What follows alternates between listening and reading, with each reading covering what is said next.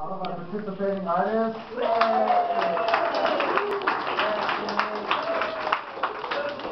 We have a special event tonight. We're going to have some readings from our creative writing department, and I'm going to introduce Tim Borat from that department to introduce some of our readers tonight. So, Tim.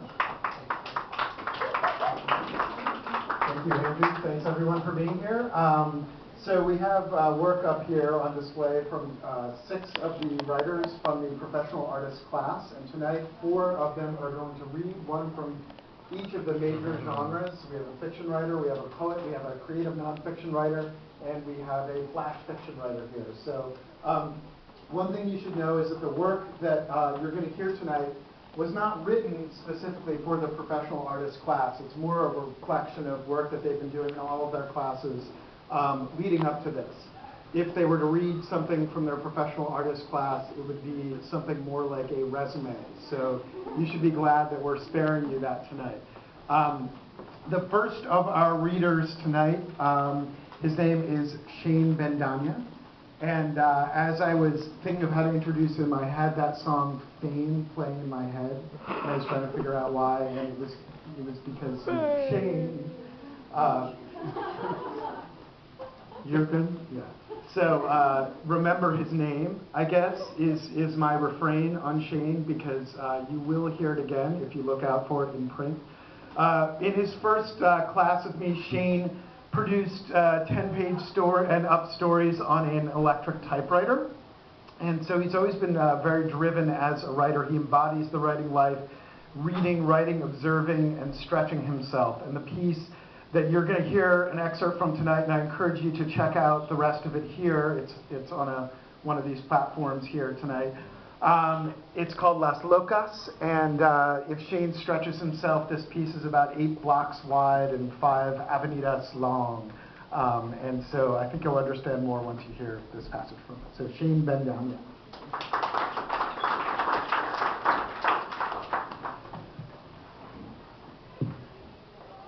Okay, this story is an autobiographical, fictional kind of story, something that I witnessed when I was in Mexico, but I fictionalized it a little bit and changed some names. So I'll be reading the first 2 pages of the story and then the last 2 paragraphs of the entire story. So Las Locas means the 2, or the crazies. My wife and I became involved in Patricia and Claudia's lives the summer we moved to Anaxagoras Street, in the heart of Mexico City. Days before, when we checked out the apartment complex, we did not hear or see anything unusual coming from the neighboring 2-story house. It wasn't until the day that we moved in after siesta that I heard dogs howl, a loud, thin screech, and the echo of a bucket being kicked around. The noise did not startle me. It was a familiar noise I had been exposed to all my life in Mexico. But this particular commotion did not cease after a couple of minutes. It seemed to last decades. My wife and I were in the bedroom, spread naked across the bare mattress, her back to me as my arms cradled her sleeping limbs. The tips of her dark brown hair lay over my chest. Antonieta was a heavy sleeper, but if she sensed even the slightest movement, she would jump up, and her eyes pried open like those of a wet cat. "Where are you going?" she would ask. She was always afraid that I would leave the house without saying goodbye. "Ya no eres romántico, Ernesto." Like before, she would say. I tiptoed to the windowsill without waking her. An extremely thin woman with gray hair and veiny arms was painting a hanging mirror of black on the terrace, just outside a kitchen entrance. Her weakened wrists moved vertically in perfect rhythm. An obese woman stood beside her, clenching her lower lip with her top teeth. "Faster!" the fat woman yelled. The thin woman clumsily stopped painting. Her upper body wiggled from left to right. "Are you stupid? I didn't say stop. I said más rápido, Patricia." I slid back in bed before the enormous woman discovered what I was doing. I had to take a nap anyway. I had a class in a couple of hours. I was in my 4th year in La Universidad Nacional Autónoma de Mexico, UNAM, with an intended degree in psychiatry. I enrolled at UNAM when I was 18 years old.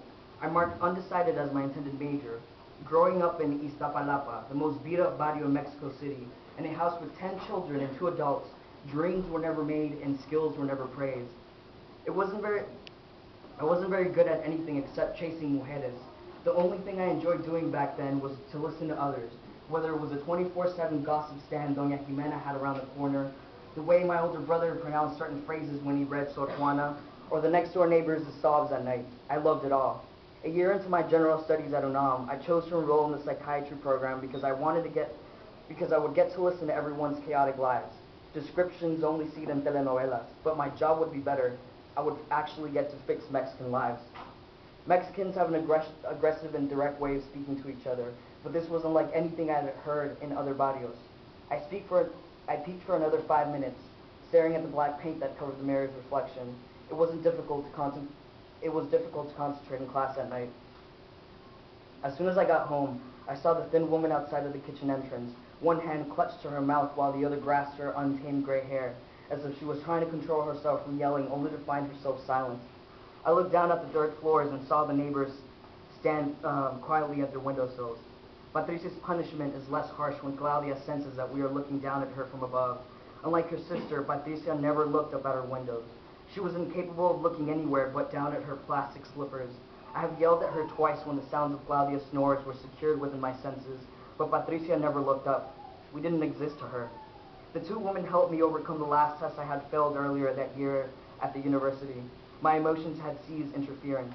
Patricia, get your dumb ass in here right now, the queen yelled as I walked toward the bed. My wife spread naked across the mattress, waiting for me with the same excruciating desire she waited for me in Iztapalapa under rusty zinc roof strips. Thanks.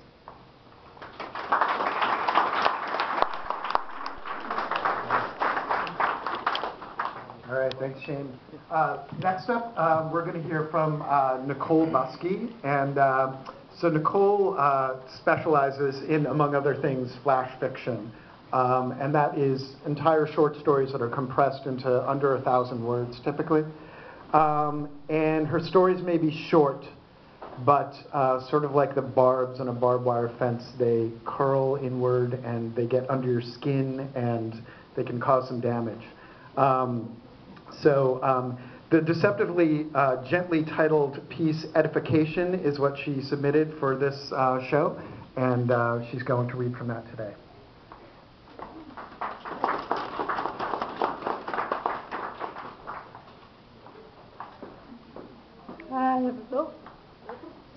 Hi, everybody.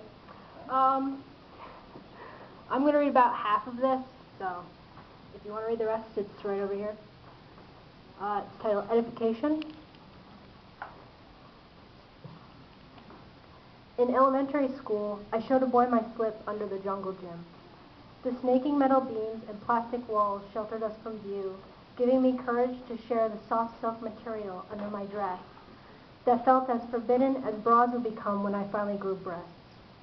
He touched it and held it between us. My knee was exposed, the Crayola Band-Aid on my thigh glaring from my pale winter skin.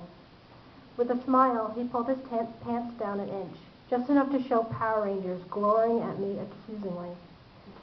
I remember staring up at the sloping bars, thinking how much it looked like the roof at church, and shivering as if I just stepped out of confession. The chipped red paint of the slide reminded me of the scratches etched into pews by fidgety hands, and the windows of the school were filled with art projects that colored my view like stained glass.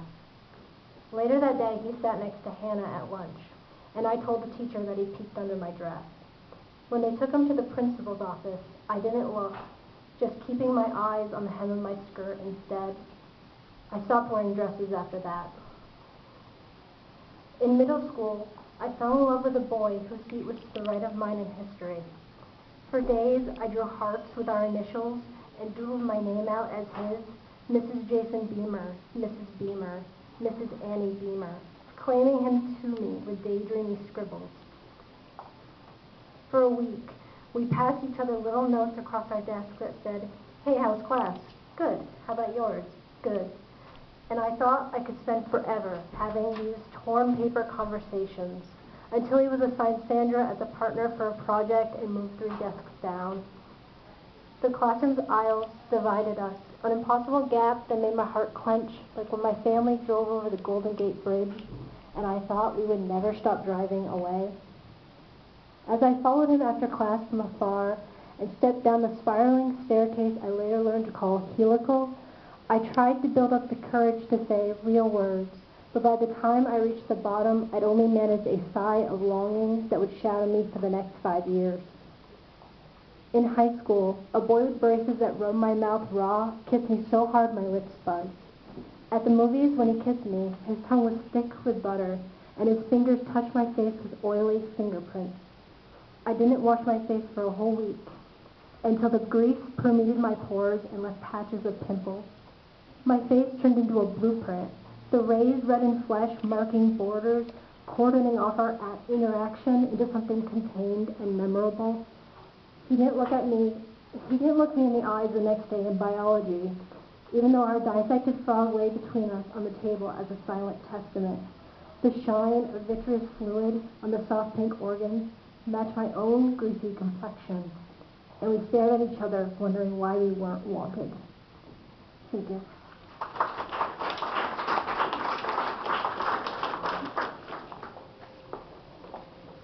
All right, thank you, Nicole. Next up, we have Kate Moran, and the piece that she's going to be reading from tonight saw many, many, many drafts.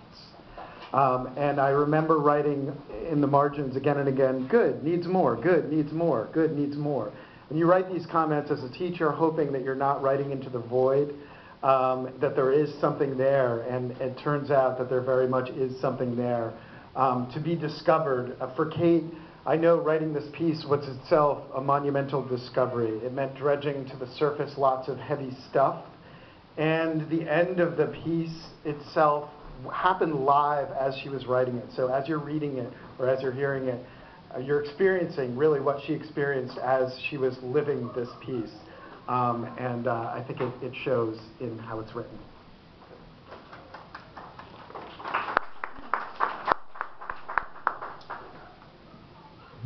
Hello. So I am going to be reading excerpts from the personal narrative, What You Should Know. I'll just read it to it. When Stephen teases me about having daddy issues, I think of you. This doesn't happen often, though, just enough to entertain the idea of finding you. But without a name, that isn't likely. Not without a private detective and the audacity to ask Mom about you. Besides, Mom might not remember. Stephen doesn't understand my indifference toward you. That doesn't understand why I don't demand answers from Mom. Are you scared, he asks. Maybe. I respond without looking at him, playing with the hem of my dress instead. Lying is easier when I don't have to look at him. You shouldn't be, he whispers, holding my chin, gently forcing my eyes to meet his. This is important to you. 7 years old. You are a spy, a prince, in the Witness Protection Program, a knight in shining armor, an astronaut, a race car driver. You have to stay away to keep me safe, but one day you will come for me. I just have to be patient, say my prayers, brush my teeth, and you will come. This is when I still believed in fairy tales. 14 years old. I'm searching for my passport in Mom's fire-safe box when I come across the only evidence that I've ever seen of your existence. A single typewritten letter that reads, Donna. According to Christine, you say I'm a real F string of symbols, ING, B string of symbols, RD. Well, I always consider the source. Besides, I remember the button. Does the same hold true for you? Anyway, the matter at hand. The last time I saw you in reference to this matter, I said, I don't even know if I care anymore. Remember, at the Acme? Information has come to my attention that the child living in your parents' house is indeed your daughter. Don't blame Christine. It came up in conversation that she had worked on the Parkway, and she had no way of knowing what was going on when she asked the questions that I asked. Besides, I heard a long time ago about this little girl and her many reported origins. Only now I have something concrete to go on. So you have a daughter. Congratulations. The only other question is, who is the child's father? The age seems to be right. Remember you told me you might be pregnant? Honesty is always good for the soul, so what's the scoop? Is she mine? If so, she'd probably like to meet her half-brothers, or something going on in the middle of that winter. Before you start screaming and cursing, I'm trying to go about this the nice way.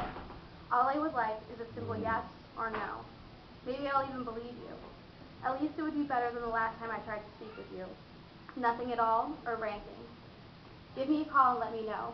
If you feel more comfortable, speak to my wife, Jane. Peace. 21 years old. These are the things you know. Your name is Pete Byrne Jr. You're 46 years old, 5 years older than Mom. You listen to almost everything when it comes to music. You read Tolkien, Hamilton, and Bruce. You've been collecting comic books since you were 12. You have a sister, Patricia, who everyone calls Trish. You married your wife, Jane, on November 17, 1995. I was 5 years old. Together, you have 2 sons. These are the things you may not remember. Your house is exactly 0.21 miles from my house. Once, you loved Mom. I have a picture of you, a picture that made me blush the first time I saw it, a private moment captured on film, a picture a daughter is not meant to see until you are old and she has a picture like this of her own. This picture is not like Mom's wedding photos, not like the picture she takes now, eyes closed and lips turned down at the edges, even when she's smiling. In this picture, Mom stands with her back turned away from the camera, her hands at her sides enjoying the view before her. You stand facing her, blocking her view, hands around her waist beneath her jacket, hidden. Your face is close to hers. You could be talking, could be about to kiss. Your eyes fixed on Mom's eyes, your mouth close to her mouth tell me you love her. It's her eyes, the one I can see, her face turned away from yours that tells me she doesn't feel the same. I'm afraid to think of what your wife Jane would say if I called, so I won't. Not yet. Maybe someday I'll have the courage to speak to you, as a Girl Scout selling cookies, a Mormon missionary, someone looking for directions. Not now, never as myself. Would you recognize me anyway?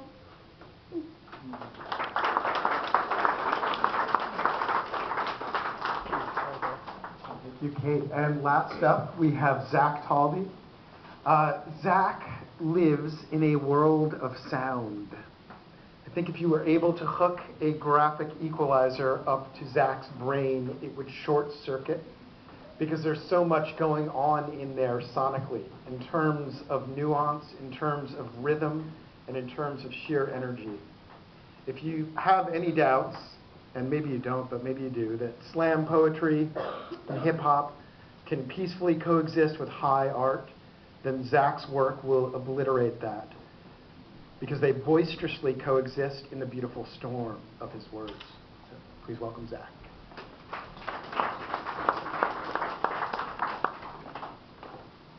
Thank you, Tim. So I will be reciting a poem from my senior project. It's titled, You Could See Her Breath. Melting ice, voice slips, sings across the sill and chills my cheek. White as my knuckles locked, with rustled thoughts crumpled up. White as my night mind colliding with white spines in spite of the sprite spines. Sing songs, sweet breeze, sing to me. Sing, sweet breeze, sing songs sweet to me. Lay the pistol on the moon, pull the trigger, click kaboom. Rain lunar skull chips like snowflakes. Slate eyes and dull sockets stare at Santiago. He fixes them with pickaxes, and I only sit hapless with the click-clack pills and mishap wrist slashes. Her hair was shorter then, now it's 9:45, and I abhor this pen, and I abhor this when, but I adore pretend, so give me more. Thank you.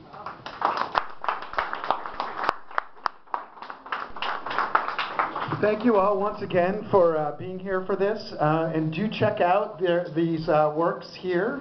They'll be here for the remainder of the month, so you can wander in and, over the course of the month you can read them all. And one more round of applause for all of the readers, please. Thank you. Enjoy the rest of the evening.